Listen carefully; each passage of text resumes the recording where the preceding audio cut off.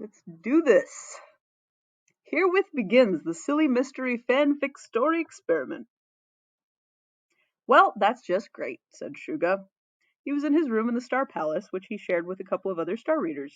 He'd come home that morning from a late night studying magic weaving with Mistress Torogai, only to find someone had been messing with his things. He was supposed to be meeting the Holy Sage and the Mikado in just 1 hour to discuss important political things, but right now his chances of making the meeting were looking pretty slim. Yep, he went on, nothing I love better than not having a single pair of clean socks to wear when I'm about to go meet the most important people in the whole country.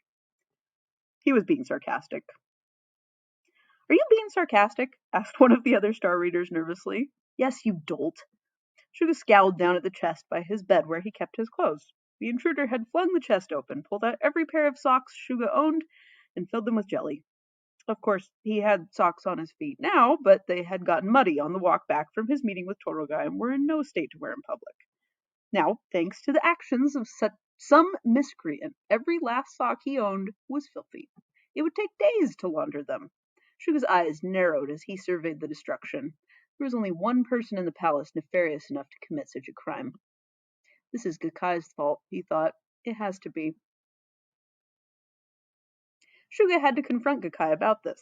Their feud had gone on for too long. Gakai seemed to enjoy making him suffer in the strangest of ways, but some of these were going to affect his work performance eventually, maybe even his career. Mom, I always hated politics, you know that, right? Shuga thought. He really should write her another letter one of these days. Shuga got ready for the day, already in a bad mood. It was time for Shuga to prepare Crown Prince Chagum's lessons, which would begin in a few hours. Hope you're ready for this one. Chagum had been learning about geography. As the future Mikado, he would have to know all of the countries, capitals, regions, islands, major trading centers, and so on in the known world. To that end, Shuga had prepared a little song.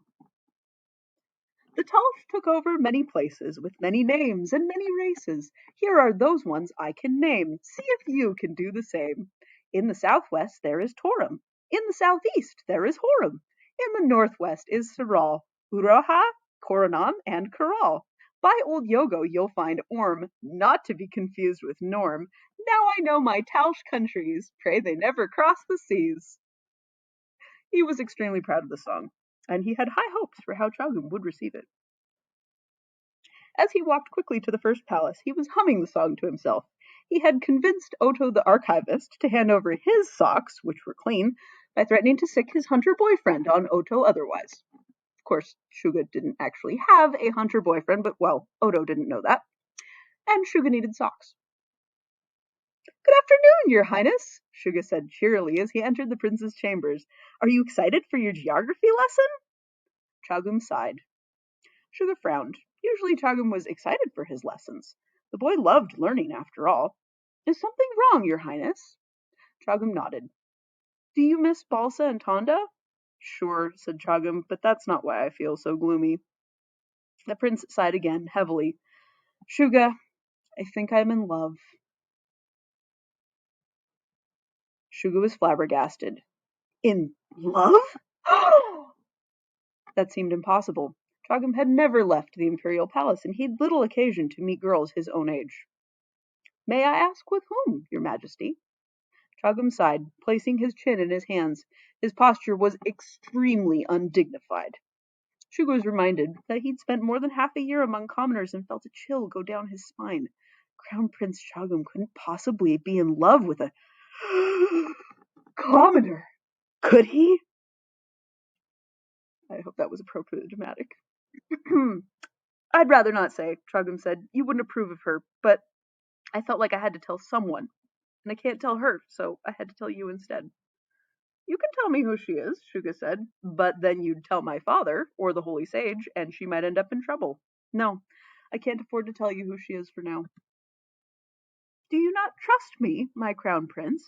That's not it, Shuga, Chagum assured him.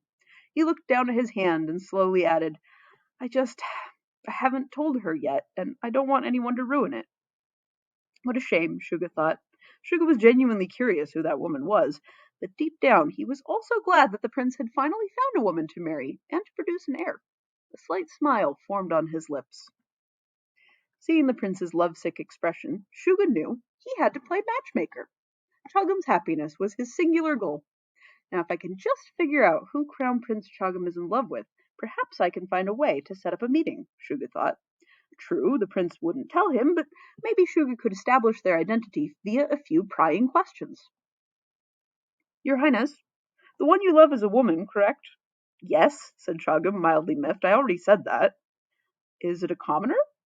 Shuga, I already said I can't tell you who. A noblewoman, then. Seriously, Shuga, I'm not going to. Or perhaps a servant. Shuga, cried Chagum. No more questions. Can we just get on with the lesson, or what? Shuga frowned, but the prince had given him a command. Still, it was going to be awfully hard to concentrate on geography after all this. In fact, all through the lesson, Shuga could not keep his mind from drifting to Chagum's secret crush and trying to figure out who she was.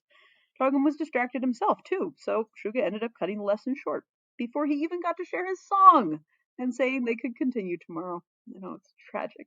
It's so sad. This is the moment when you start crying. Or at the end. You can cry at the end.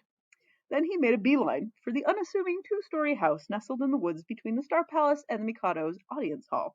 He had to know who Chagum was in love with, and if the prince wouldn't tell him himself, well, Shuga knew who could get him answers. Yoon answered the door. Master Shuga, he said, raising an eyebrow, what are you doing here? If this is about the next batch of illustrations for your book. It's not, said Shuga quickly. Yoon, I need your help. My help? Yoon raised an eyebrow. What kind of help? Shuga made a beckoning gesture, a silent request to move to a more private space. Ooh. Yoon shrugged and followed him to one of the Master Star Reader's research spaces, which was deserted at this time of day. Most Master Star Readers had their own workshops and only used the communal space for meetings or training apprentices. Crown Prince Chagum just informed me that he's in love, Shuga said, but he hasn't said with whom. Yoon frowned. Do you know anything about the person at all? Only that it's a woman. Crown Prince Chagum doesn't often socialize with women, so there can't be too many possibilities. At any rate, I'd like you to investigate for me. And why would I do that? Rude? Aren't you in the least bit curious? Shuga asked. And besides, it's a potential security risk. What if the Crown Prince decides to sneak away to meet her? Shouldn't the hunters be prepared? It was a cheap trick, plain to Yoon and the other hunters' sense of duty. Yoon sighed. Fine, I'll investigate. Shuga's shoulders slumped in relief. Thank you. Yoon grinned wickedly. I never said I would tell you anything, only that I would look into it. Oh, rude! So rude! Chagum found himself walking on the grounds of pure white sand near the palace of his mother, with an elderly man following him to cover his footsteps. He felt the need to get some fresh air after being cooped up inside all day. The air was fresh, the sky was blue, and he found himself daydreaming a bit. That's very clever, having somebody so no one will know that he's left the palace. Do you ever find it boring to constantly follow me and look at the ground? The older man thought a bit. I have done this job for so many years, but I never get bored. Looking at the ground allows you to see what people are thinking from the way they walk to the sound of their footsteps. Like people walking quickly when in a rush, or relaxed steps if they have all the time in the world. Exactly that, the older man grinned in acknowledgement. After all, they say that with every step you are one step closer to home. Chagum frowned. What's that supposed to mean? Shuga didn't have an answer for that. Because Shuga's there now, apparently. The platitude sounded nice, but he hadn't actually thought too hard about it.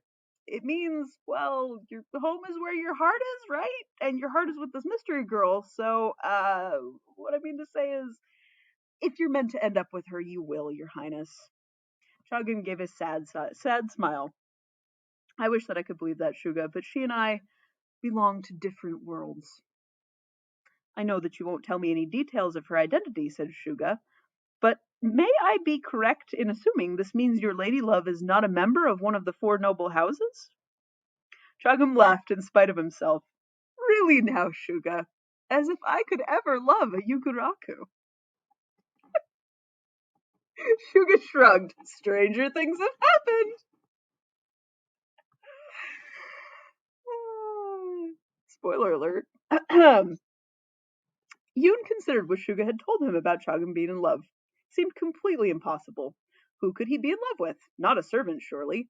But then, what other girls did he interact with? Maybe he fell in love with that Songolese princess. What's her name? Saluna? Or maybe he met a girl while he was away from the palace for half a year. Falling in love at 11 was pretty rare. As a hypothesis, Yoon favored the idea that Chagum had met someone in Songal more. But if the girl Chagum loved was of his rank, it might be possible to negotiate a match. Mikado was stubborn and hidebound, but not stupid.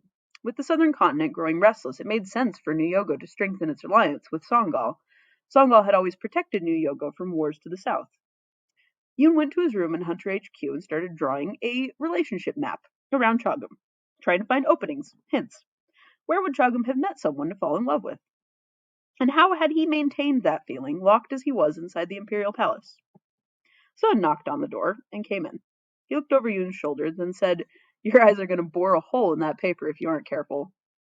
Yoon looked up from the relationship chart that he'd made surrounding Crown Prince Chagum and smiled. Sun really was the perfect one to ask about such matters.